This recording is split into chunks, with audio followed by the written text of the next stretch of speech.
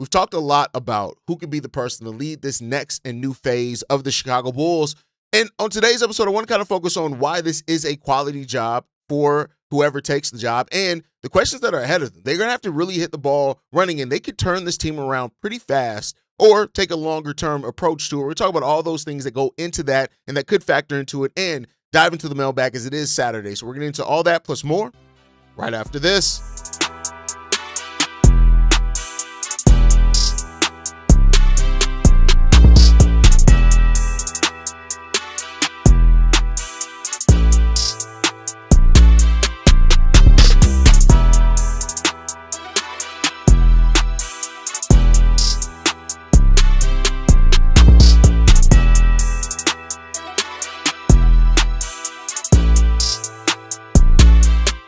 What's going on, Bulls fans? Welcome to another episode of Chicago Bulls Central, your number one spot for everything Chicago Bulls related. I'm the host there, Hayes, but more importantly, you guys can follow the channel at Bulls Central Pod on every social media platform we happen to be on. With that said, let's go ahead and get into this content for today, y'all. So, there was a lot made when AK first, got fired over how good is the Chicago Bulls job actually, right? The Chicago Bulls are looking for a new exec. It's expected that the Dallas Mavericks also will be looking for a new exec. And, questions, even when that arose, I said, well, the Dallas situation is probably a little bit better. You got Cooper Flag there. You got a kind of tons of flexibility with all that said. You even got a veteran in Kyrie Irving you're probably going to have to try to move off from and all that type of stuff.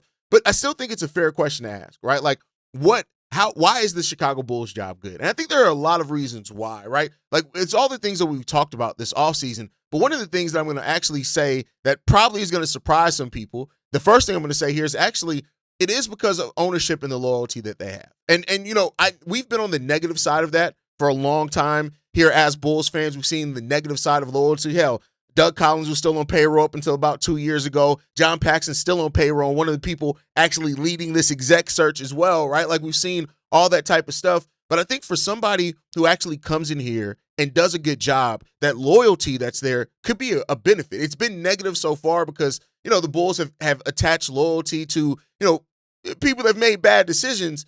But I think if you get somebody in here to make the right job, like the Reinsdorf family gives long runs. And, it was a surprise and shocker that Arturas and Mark Eversley got fired only 6 years in, because we're talking about, I think only 3 people have ever held the position of president of basketball operations for the Chicago Bulls since the Reinsdorfs took over the team. And so he's the only person to ever be in this job and not have it for at least a decade, right? So we're talking about, on average, 12, 13 years people have that job. So if you come in here and do the right job, it's not, and even this, this is the unfortunate side of it, even if you do a halfway decent job and just don't make stupid decisions, you're going to have the amount of time that you need to actually do this thing, right? When you look at it, they've only had, as lead decision makers for the Bulls, it's been Jerry Krause, it's been John Paxson, and it's been Arturas Karnisovas. That is all that they have, right? And so it can be something that when you look at people who are going into their first time exec job, or for that matter, even somebody who may have had another exec job where they didn't have as long as of a runway, that is going to be something that I think can attract people here to Chicago, right? I do understand fans and the fan base, we want some more pressure and accountability. Now, if we're taking what Michael Reinsdorf said in his presser seriously, he did say, hey, I understand where my place in this is, and I can't give full autonomy. We can't be completely hands off. So maybe that happens, right? But, the side of it is that many people do believe that AK lasted way longer than he should. And even then, it's much shorter than what most people have, right? So I think that's the first thing. If you get a good decision maker in here, that person is going to have an extremely long runway to get what they need to get done. And that's a good sign of it, right? And so I also think this, like, when you look at it, like, we got to also, like, Chicago is a big market. And I hope that we can actually start acting like a big market team, right? And I think that, you don't get a lot of these jobs. So, like, when people say things, on episodes like, well, who's going to want to take this job when they've been with, there's only 30 of these jobs, about to be 32 in a few years, but only 30 of these jobs in the NBA. And so it's up to the franchise to really make this an attractive position. And I think when you look at it, while I talked about ownership, I've talked about the long runway, but then when you look at just what we all have at our disposal this offseason, the money, the most cap space in the league, No team has as much cap space as what the Chicago Bulls do. 63 to $65 million in actual cap space, 115 million beneath the first tax apron. Only 9 players under contract, right? So when you look at, you don't have to come in and clear out bad money.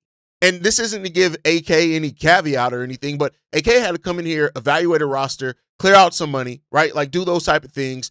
And he had to send out draft picks to get it done and to get a star, those type of things. But you have the new person who's coming into this with a clear cap sheet and an open roster. You don't usually run into teams that have 9 open roster spots. It just doesn't happen, right? And then you look at Leonard Miller. You got to make a decision on if you're picking up his option. I would like to say that it's probably going to be a foregone conclusion that we're going to pick up the option, but we don't know because, again, we don't know who's coming in here, right? So when you have 9 players under contract, 6 roster spots, I think I flipped that around, 6 roster spots open, you have a capability to really reshape this team. And you have a capability to, you don't have to spend your first year clearing out this team. Now, there's going to be some evaluation, right? Like even the 6 players that are under contract, you're going to still look at those players and, evaluate them and how you feel like they're moving and what you want to build. But you don't have to come in here and spend a bunch of time saying, oh, that guy got to go, this guy got to go, this guy, we got to get this type of guy in. You can start that process day one, right? And having 2 picks in the top 15 of a deep draft. Now, the depthness of this draft, with some people going back to college, has gotten affected a little bit.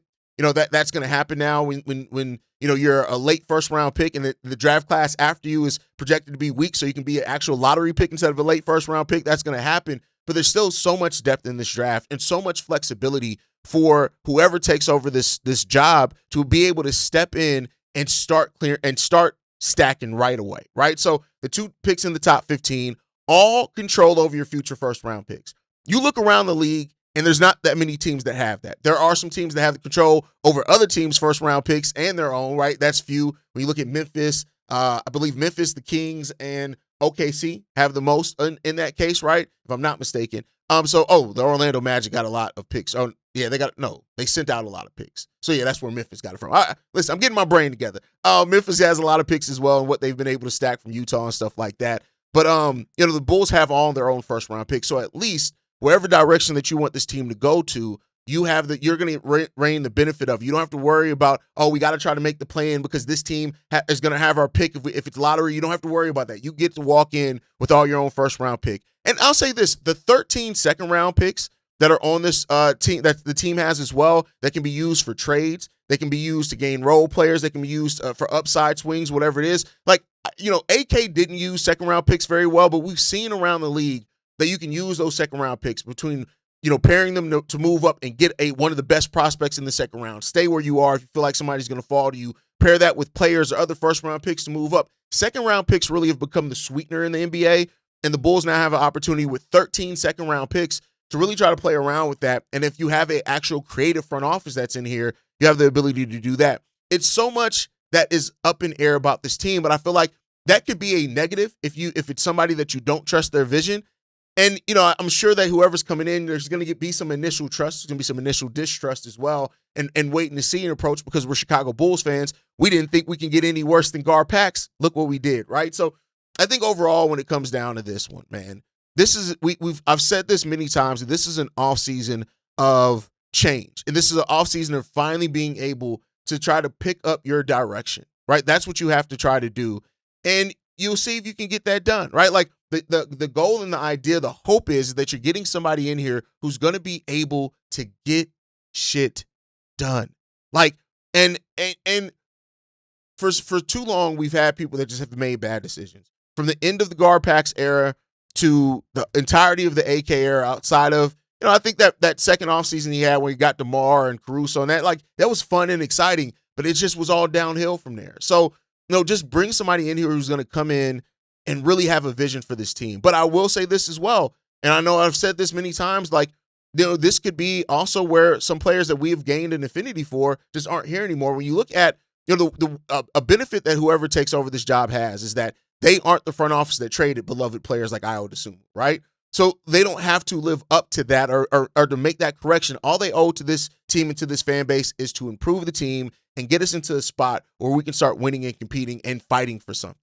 And so you also have, one thing I didn't mention in that as well is that you get to hire your coach, right? You get to hire your coach. You don't have, and I know that shouldn't be mentioned as a positive, but like, this was almost a place where you wouldn't have had to choose your own coach. You would have had to inherit Billy Donovan. If the Reinsdorf would have had their way and been able to hold on to Billy Donovan, you would have had to inherit a coach. So you have open roster spots, 2 picks in the top 15, 3 picks in the top 40. You have tons of cap space that you can have and open roster spots, and you get to have your coach that you feel can get the best and the most out of this roster, whatever roster you're trying to build. This is a good job. Now, it can be made a bad job by bad decisions and ownership, but this is a good job around the league, and we just hope that we get somebody who really wants and takes on that responsibility and that desire to turn this team around. The thing that I always say is that we have to have somebody that cares more about winning than anything else. That's what we deserve here. That's what we need here. That is the last time that this team was able to be good. We had, of course, MJ and Pip, but we also had Jerry Krause, who didn't care if the whole entire city of Chicago hated him if it meant bringing a title to this city. And that's what we kind of need and hope that we can get back to. But that's my thought process. You guys can let me know how you feel on that one down below. Let's get into the mailbag. Enough of me yapping. The first voicemail that we got today, this one's from my brother Vaughn, not Alt Vaughn. This is from Savon. What's good, hey? This is Savon.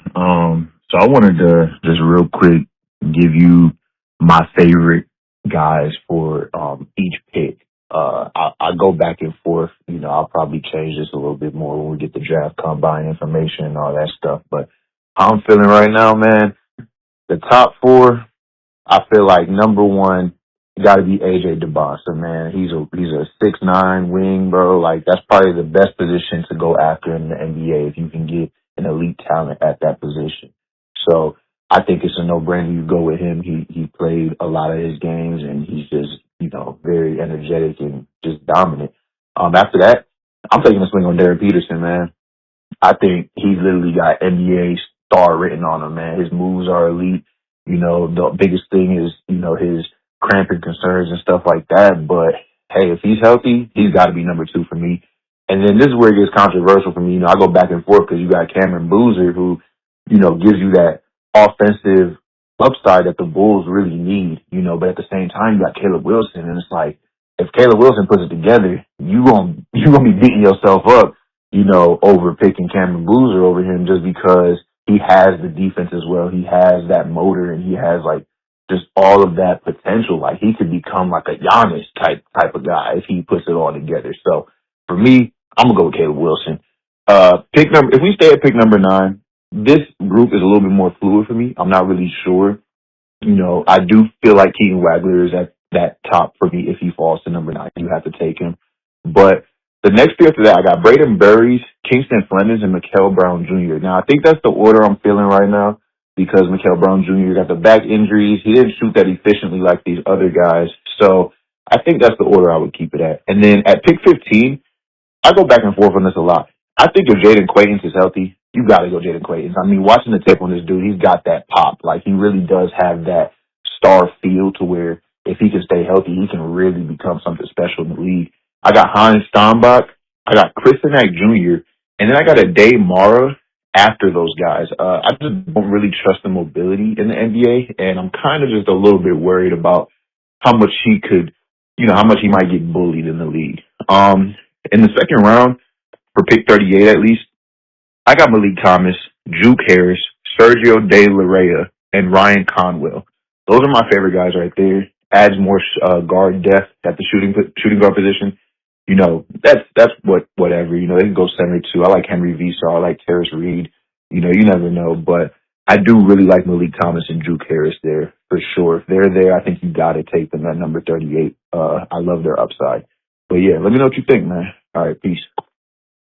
I like a lot of your picks. The top 4, we agree. AJ DeBosa and Darren Peterson are my 2 guys there. At number 9, agree with you there as well. Keaton Wagler, Braden Burries, Mikael Brown. I know Ade Mara is probably projected to go to top 10. I know you have him in your pick at number 15, but Ade Mara seems like he's going to be a top 10 pick there too. And then as far as Jaden Quaintance, I know people are worried about the injury, and that's fair, but I think that he has lottery pick talent. And that if he lives up to that, that could be a steal at number 15. And Christian Nick Jr. is also my second there. I know you mentioned Heinz Steinbach, but Christian Nick Jr. would probably be my guy there as well. So, I mean, let's hope that let's just hope that you get it right. All right, that's what this thing is all about more than anything, is that just get the draft picks right, whether it's people that we like or don't like. If it ends up being the right draft, like I notoriously was not happy when the Chicago Bulls drafted Joakim Noah. I thought it was the wrong pick. I thought he was going to be a very limited player, and he ended up being my second favorite Bull of all time. So, that's just the reality of, like, sometimes they're going to, GMs or whatever are going to make picks that you don't agree with, but if it ends up being the right pick in the long run, that's all that matters. All right, let's get into this next voicemail, man. This one's from John. What's up, Hayes? Man, what's going on, Bulls Central Nation? This is John coming from the South Side. Man, just watched the video you just dropped a couple minutes ago. It is Tuesday, the 28th. Man, when it comes to this whole front office, rehiring, in my personal opinion, I just want the best man or best woman for the job. I don't care. I'm tired of being in the middle of the bottom of the pack. We always in the playing for the past 5 years. We had one playoff series. The Zach Levine, DeMar DeRozan, that whole situation that happened. I'm a big fan of DeMar, but it just didn't pan out. We just need a whole culture change. We've been living off the 90s championships for way too long.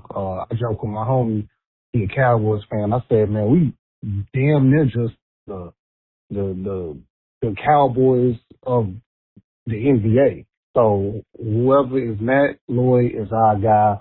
Hey, come in and do a good job. Get some good picks. Do think we do need somebody of some star caliber. And I also think, man, we need to go ahead and get a couple veteran guys up in here.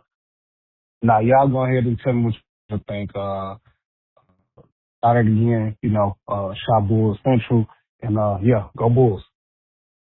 It's about the front office, right? Like you have to get somebody who's actually going to change the direction of this franchise, right?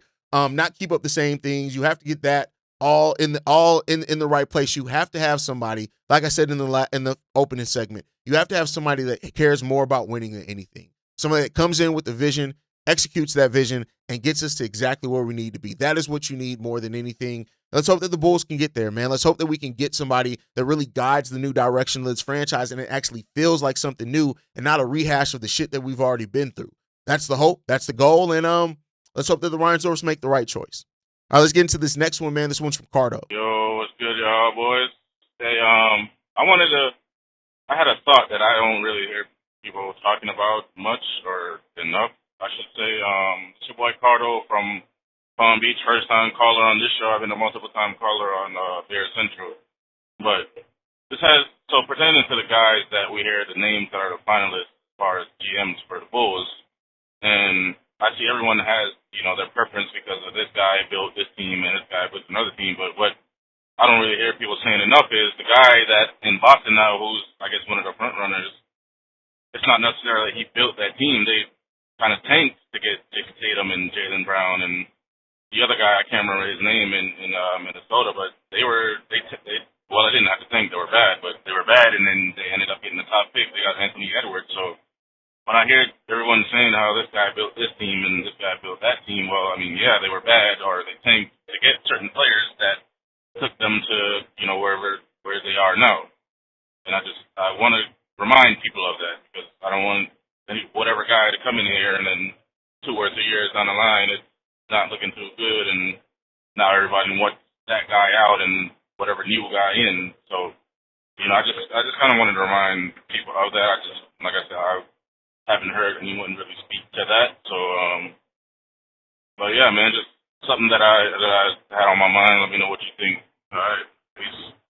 You got to keep in mind, Boston didn't take to get Jaylen Brown or Jason Tatum. They drafted those picks with picks from the Brooklyn Nets. So they just made a smart trade. They didn't actually have to tank to get those picks. But I do think you're looking at just the main, it takes a lot more than that to build a team. Even with Minnesota, they got Anthony Edwards. They were just bad, but the subsequent moves that they did there, right? The trade of Karl Anthony Towns, the getting Rudy Gobert, the crafting the defense around that, the bench that they built. They had Nickeil Alexander-Walker there, getting that and evaluating that talent.